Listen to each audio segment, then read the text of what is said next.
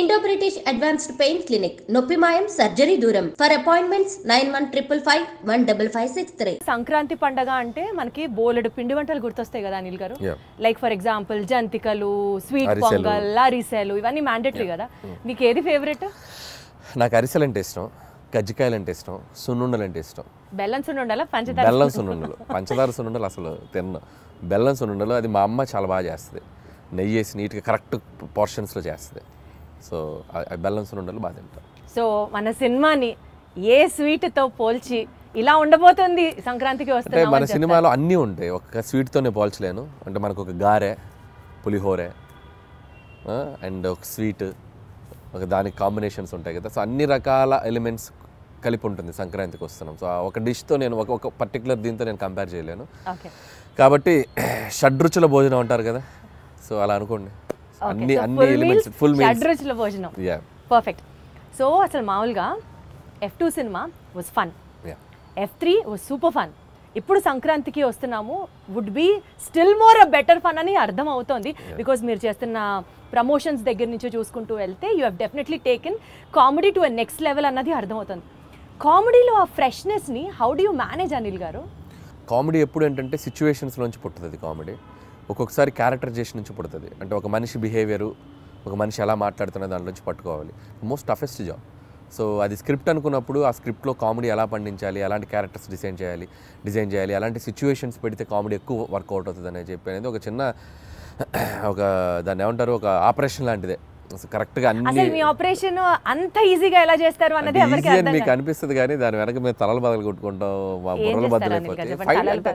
అంటే టీంతో మాట్లాడుతూ ఉంటాం. ఒక్కోసారి పండుద్ది సీన్, ఒక్కోసారి పండదు, బాగా రాలేదనుకుంటే ఇంకేదో కావాలని చెప్పి ఇక జనాలను నవ్వించడానికి ఎన్ని ఎఫర్ట్స్ పెట్టాలి అన్ని ఎఫర్ట్స్ పెట్టాలి కదా. అది ప్రీ ప్రొడక్షన్లో జరుగుతుంది, స్క్రిప్ట్ రైటింగ్లో జరుగుతుంది.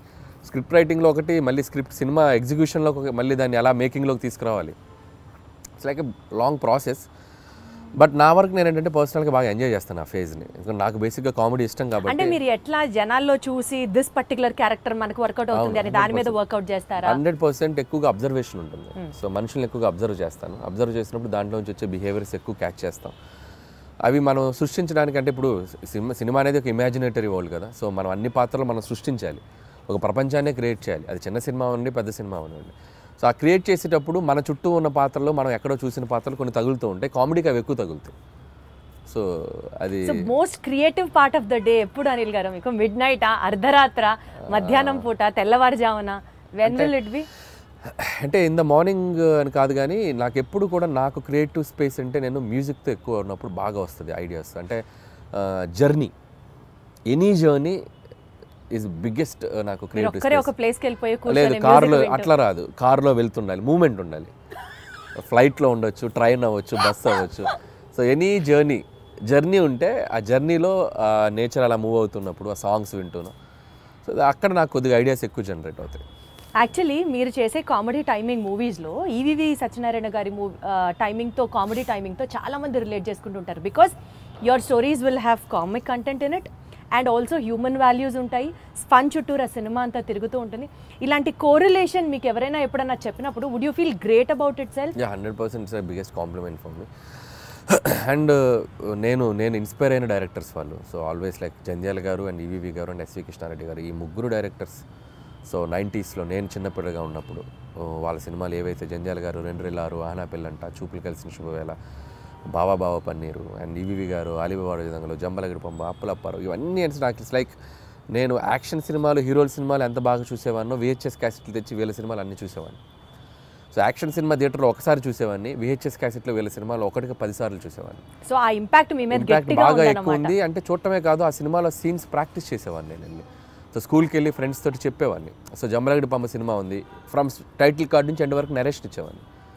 అప్పులప్పారావు నరేషన్ ఇచ్చేవాడు. అంటే వెళ్ళిపోయేది సినిమా, వెళ్ళిపోయి అలా చెప్పడం వల్ల ఏంటంటే తెలియకుండా మనం 10 సార్లు పాట పాడటం స్టార్ట్ చేస్తే ఆటోమేటిక్గా మనకి సంగీతం అలవాటు అవుద్ది. కరెక్ట్. సో అదేమో మరి చిన్నప్పుడు నేను ఎక్కువ ప్రాక్టీస్ చేయడం వల్ల ఒక క్రియేషన్, ఒక కామెడీ క్రియేట్ చేయడం, లేకపోతే సిచ్యువేషన్ మాట్లాడటం, ఒక డైలాగ్ అల్లటము, అలాంటిది అది నాకు అనిపిస్తుంది. బట్ బేసికల్గా కూడా అంటే స్క్రీన్ మీదే కాకుండా బయట కూడా మీరు అంతే comedy kind of a person? 100%. లేదు 100%. చాలా లైవ్లీగా ఉంటాను నేను. నా చుట్టూ ఉన్న మనుషులు ఎప్పుడు నవ్వుతూనే ఉంటారు, నవ్వుతూ మాట్లాడుతూ ఉంటాను నేను. సో సీరియస్గా ఉండేది చాలా తక్కువ. అది బేసిక్గా నేచరే అంత. అది ఉండటం వల్లనేమో అది రిఫ్లెక్ట్ అవుతుంది సినిమాలో. మీరు దిల్ రాజు గారిని కిడ్నాప్ చేశారా, ఆయన మిమ్మల్ని క్యాప్చర్ చేశారా, మీరిద్దరి మధ్యలో బాండింగ్ ఎంత స్ట్రాంగ్ ఉందంటే మీరు ఆయన సినిమాలే చేస్తున్నారా? Any specific reason for that? అదేం లేదండి, కంఫర్ట్. సో లాస్ట్ 8 ఫిలిమ్స్ అదేం లేదు, నేను లాస్ట్ 8 ఫిలిమ్స్లో majority of the films Raju గారితో చేశాను. ఎగ్జాక్ట్లీ. సో 2 ఫిలిమ్స్ బయట చేశాను. అనిల్ సుంకర్ గారితో సరిలేరు, పటాస్ ఫస్ట్ ఎన్టీఆర్ ఆర్ట్స్ చేశాను, తర్వాత షైన్ స్క్రీన్స్ సాహుతో చేస్తాను, నెక్స్ట్ కూడా మళ్ళీ సాహుకి చేస్తున్నాను. సో ఇప్పుడు ఐఎమ్ ఆల్టర్నేటివ్గా ఒకటి బయట చేస్తూ వస్తున్నాను. సో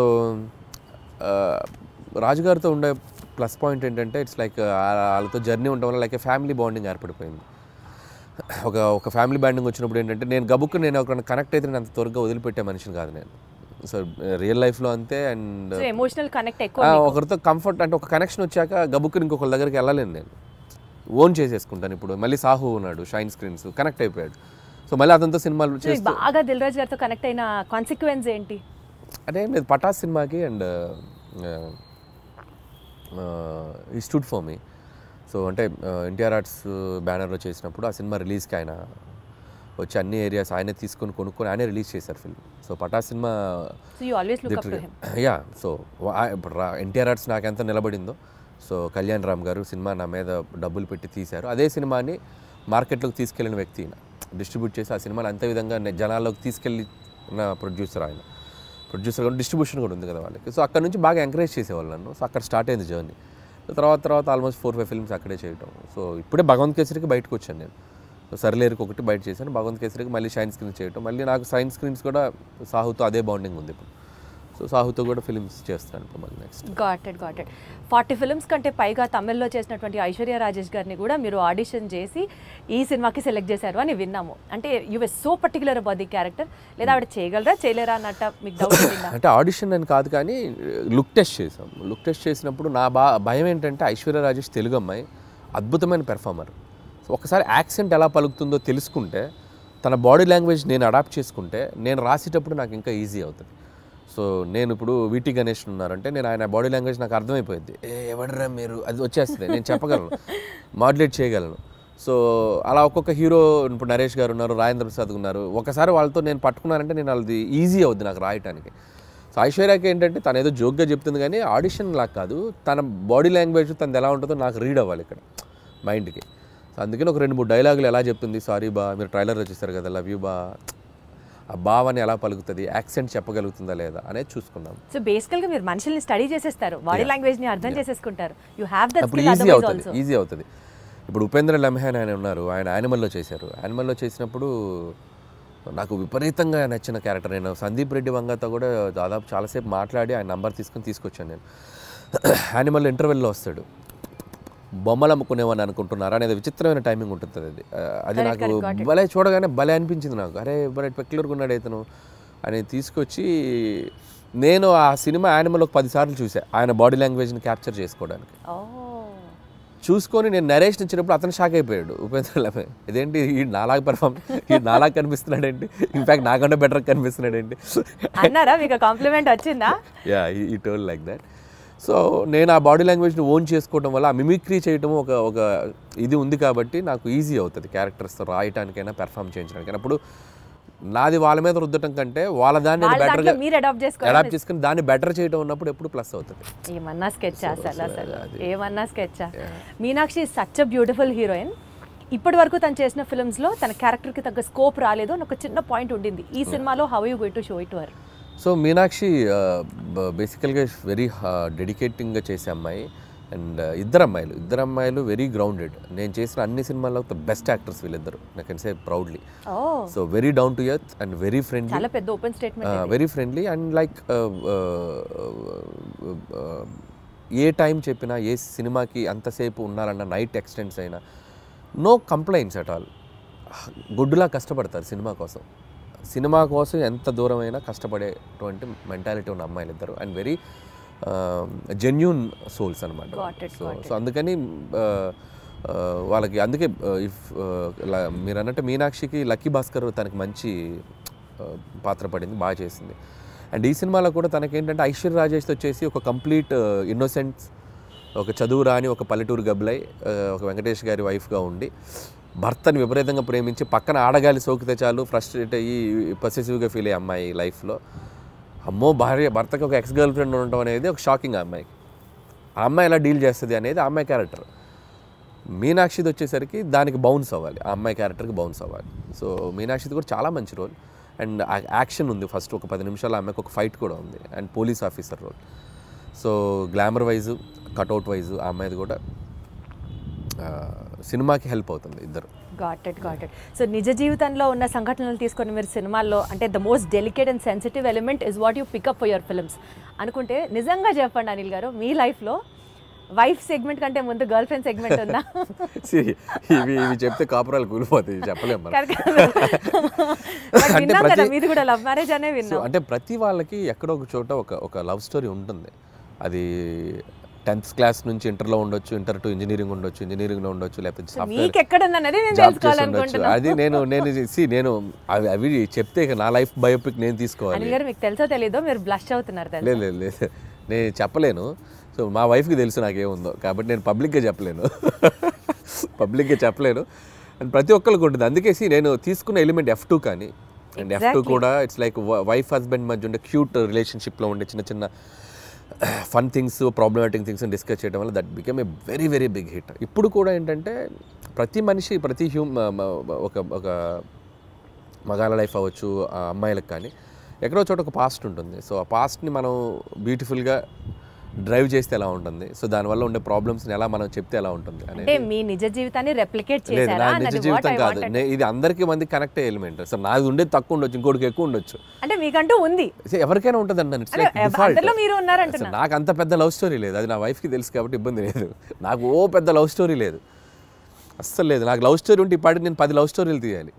మీరు గమనించండి, ప్రతి వాడి జీవితం వాడి తీసే సినిమాలో రిఫ్లెక్ట్ అవుద్ది. ఏ డైరెక్టర్కైనా తన పర్సనల్ లైఫ్లో జరిగిన ఇన్సిడెంట్స్ ఎక్కువగా రిఫ్లెక్ట్ అవుతాయి. నాకు మ్యారేజ్కి ఎక్కువ రిఫ్లెక్ట్ అవుతాయి, మీరు గమనించారో లేదు.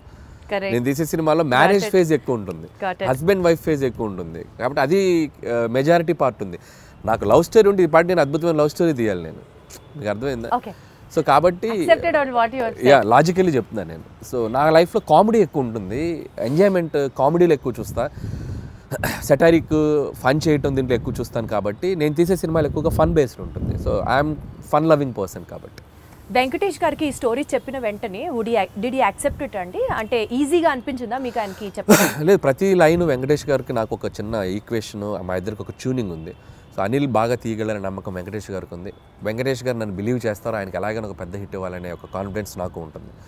బట్ ఈ ఆల్వేస్ లైక్ ఎంత ఫ్రెండ్లీగా ఉంటాడో అంతే గైడెన్స్ ఉంటుంది ఆయన నుంచి. సో ఎక్కడ కూడా స్క్రిప్ట్ ఎటువైపు వెళ్తున్నా కూడా అనిల్ అది చూసుకోమ్మా, ఇది చూసుకోమ్మా, ఇది చేయి అది చేయి అని చెప్పి గైడెన్స్ బాగా చేస్తారు ఆయన. అలా అని వచ్చి నన్ను ఇన్సిస్ట్ చేయరు, ఇది పెట్టు అని ఇన్సిస్ట్ చేయరు. ఆ గైడెన్స్ ఎప్పుడు సీనియర్ యాక్టర్స్ బాలయ్యబాబు గారని, వెంకటేష్ గారు కానీ, సో వాళ్ళ గైడెన్స్ అనేది ఇన్ని సినిమాలు చేశారు కాబట్టి వాళ్ళు చూడని స్క్రిప్ట్స్ కాదు, వాళ్ళు చూడని బ్లాక్ బస్టర్స్ కాదు. సో అవి మనం కరెక్ట్గా ట్యాప్ చేయగలిగితే సినిమాలు ఇంకా నెక్స్ట్ లెవెల్కి వెళ్తాయి. సో ఆ గైడెన్స్ ఎప్పుడు ఉంటుంది. సీనియర్ లెవెల్ ఆఫ్ హీరోస్ ప్రస్తావన వచ్చింది కాబట్టి యాక్చువల్లీ ఇప్పుడు ఉన్న ట్రెండీ డైరెక్టర్స్లో మీరు కానీ, డైరెక్టర్ బాబీ గారు కానీ, లేకపోతే గోపిచంద్ మల్లినేని గారు కానీ, మీరందరూ ఇప్పుడు కెరియర్ పీక్లో ఉన్న డైరెక్టర్స్ అని అనుకుంటే ఒక్క తరం హీరోస్తోనే ఎందుకు చేస్తున్నారు, not with the latest and of the heroes? Because వాళ్ళందరూ పాన్ ఇండియా మూవీస్ చేస్తూ బిజీగా ఉన్నారు, మనకు ఆపర్చునిటీ ఇవ్వలేదు అని ఎప్పుడైనా రిగ్రెట్స్ లాగా అనిపించింది? ఎందుకు రిగ్రెట్? హ్యాపీగా వాళ్ళు పాన్ ఇండియా రేంజ్కి వెళ్ళి తెలుగు మార్కెట్ని పెంచి వాళ్ళు బిజీగా ఉండి ఫుల్ టాలీవుడ్ కలెక్షన్స్ అంటే చేయొచ్చు కదండి. వాళ్ళు ఇవ్వాల్సింది కాదుగా, మేము వాళ్ళని ఎగ్జైట్ అయ్యే కంటెంట్ చెప్పాలి. వైస్ వర్సా, స్టార్స్ వచ్చి మాకు ఇచ్చేది ఏంటి ఆపర్చునిటీ, మేము వెళ్ళి వాళ్ళని ఎగ్జైట్ చేయాలి. అదే అల్లపోని జరగాలంటే మేము వెళ్ళి ఎఫర్ట్స్ పెట్టి ఒక కథ, ఇప్పుడు స్కేల్ పెరిగింది, స్పాన్ పెరిగింది. సో అంత స్పాన్ స్కేల్ మేము వెళ్ళి కథలు రాయాలి. నేను ఆ కథ రాసి వెళ్తే అద్భుతం. ఇప్పుడు ఎన్టీఆర్ గారు నాకు బాగా తెలుసు. టు బీ హానెస్ట్, తారక్ గారితో నేను ఒక 2-3 సినిమాలు చేయాలని దగ్గర దాకా వెళ్ళి మెటీరియలైజ్ అవ్వలేదు. సో నేనంటే ఇష్టం ఆయనకు బాగా. వాళ్ళని ఎగ్జైట్ చేయాలి మేము వెళ్ళి. సో ఆ ఎగ్జైట్ చేసే కథలు దొరికినప్పుడు ఆబ్వియస్గా చేస్తారు. మహేష్ గారితో చేశాను నేను. సర్లే, నీకు బిగ్గెస్ట్ హిట్ కదా మహేష్ గారితో. బట్ ఇప్పుడు మళ్ళీ అలాంటి కథలు చేయలేము మహేష్ గారితో. వాళ్ళు ఏంటంటే ఇప్పుడు వాళ్ళు నెక్స్ట్ లెవెల్కి వెళ్ళిపోతున్నారు. సో మార్కెట్ పెరిగినప్పుడు, సో మల్టీ లాంగ్వేజ్, అన్ని లాంగ్వేజ్లకి సరిపడా నేషన్ వైడ్ తీయాలంటే దానికి తగ్గ కంటెంట్, దానికి తగ్గ స్కేల్, దానికి తగ్గ వరల్డ్ క్రియేట్ చేయాలి. సో అనుకుంటే చేయొచ్చు. But as of now we are comfortable this అని నేను అనుకుంటున్నాను. నేను ఈ ఫేజ్లో నాకు ఇది చాలా బాగుంది. ఖచ్చితంగా ఒక 3-4 ఏళ్ళ తర్వాత 2-3 ఏళ్ళ తర్వాత ఖచ్చితంగా అదైతే ఎప్పటికప్పుడు ఒక ప్లాన్ ఉంది. చేయాలిగా, అందరు హీరోలతో చేయాలిగా, ఖచ్చితంగా చేయాలి. చేస్తాం, డెఫినెట్గా చేస్తాం. మనకు అద్భుతమైన హీరోలు ఉన్నారు మార్కెట్లో.